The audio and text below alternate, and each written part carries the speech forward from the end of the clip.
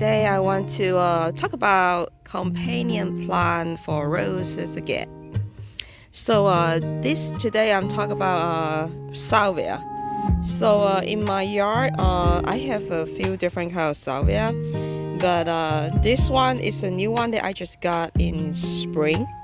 It's called here's a name, Salvia Lucante Mexican bush sage, and I can tell you it has been bloom since spring, and it doesn't seem to slow down at all. And the most important thing is just look at how cool is this bloom.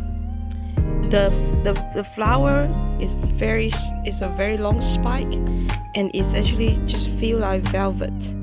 I'm serious, it feels just like velvet.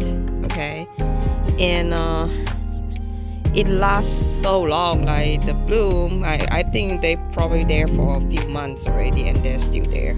Like seriously, like ever since I got it, they're still there.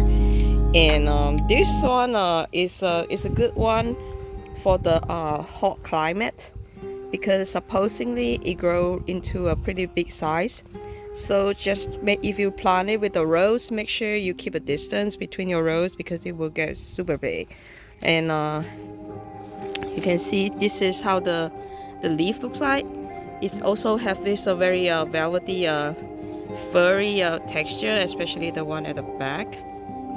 And it doesn't have any disease or anything like that. See, all this is a new bloom that is coming out. Very beautiful variety. And the thing is, it smells very strong. This is probably the strongest smell sage that I have in my garden. It's so strong. And when I grow the sage or the salvia near my roses, I actually see less pest issue in my garden. So I think it will be a good one to have as a companion if you're doing a no spray like I do. And this is called the Mexican bush sage. I have two. Let me see. One here. And there's another one right here. This one is a lot more bushier because I actually trim it a little bit so it gets so bushy. See that? It's gonna be beautiful. And I have my Geoff Hamilton at the back there, looking good. And let me show you the other variety that I have. This one is a smaller, a more compact salvia that I planted just a few weeks ago. This is called the Salvia deep ocean salvia. So this one is a lot more blue color than the other one. The other one is a more purplish color. I'm gonna pick one and compare with you. So this one, let me smell. The smell is not as strong as the Mexican sage, but it has this very nice sweet smell. This one actually has a sweet smell, and I really like how blue it actually looks. See, and you know, rose looks good with any color that is purple or blue. So this one will be a good one if you want to use it as a companion plant, or even if you want to cut it, because it has some very stiff cane as well for cutting if you need to.